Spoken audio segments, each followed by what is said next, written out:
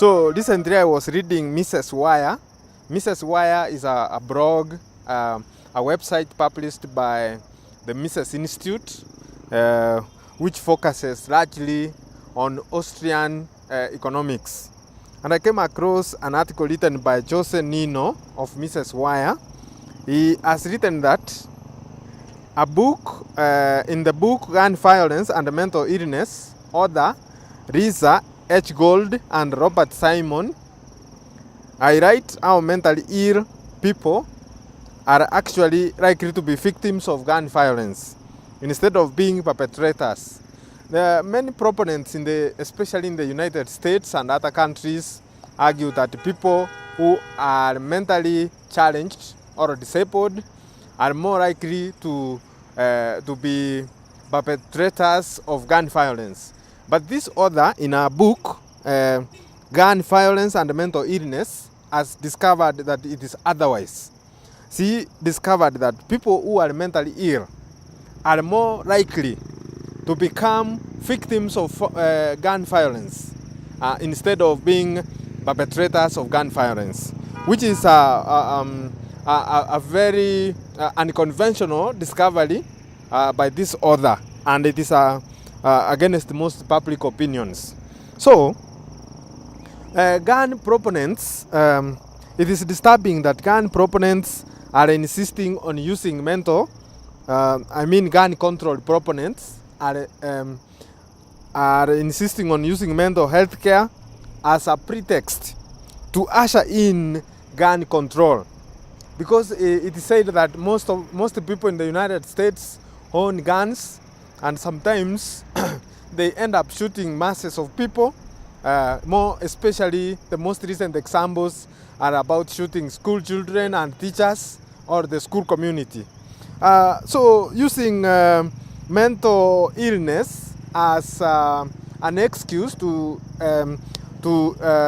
control gun ownership is not a correct thing, according to researchers. So gun controllers have tried everything, but they have failed. They tried gun taxes, they tried trigger rocks, they tried gun buyback programs, and all those programs failed. So now they have decided to use mental illness as an excuse to control gun ownership. Now, an economist, Ludwig von Mises, discussed this issue in his publications in psychiatry as a means of discrediting and quelling dissent view in his book Human Action. So this issue of mental illness or psychiatry is not only used in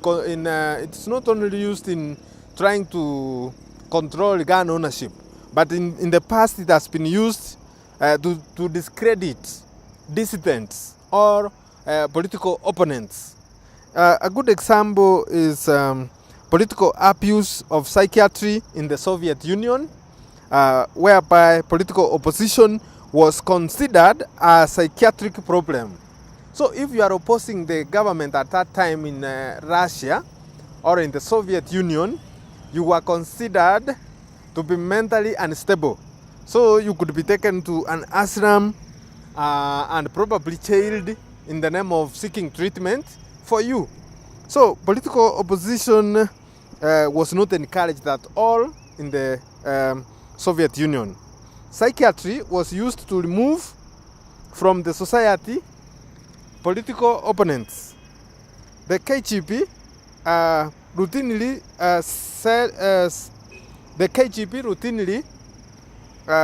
sent dissenters to psychiatrists for checking their mental stability. The human rights activists is also other victims of the use of mental illness to discredit them. They still face the threat of psychiatric diagnosis for their legitimate civil and political activities. Countless opposition figures were incarcerated or forced to go through psychiatric treatments on the grounds of mental illness. That's according to reports from misses wire. So this is not something very new. Even in other countries, we have seen where political figures refer to their opponents as madmen or madman, even in local languages. So this is a case, probably people are borrowing from the Russian or Soviet Union Braille book. When you see someone trying to discredit an opponent using mental illness as a reason, then learn that they are borrowing the strategy from the Soviet Union, and it should be discouraged by all costs. You know, there are many examples out there. You can tell us more about people you have heard using the word mental illness to refer to their opponents. Thank you very much for listening and tuning in to Kerosi TV. Kindly subscribe in the there is a subscription button below. Kindly click on it, and also give a thumbs up for our video. Thank you very much.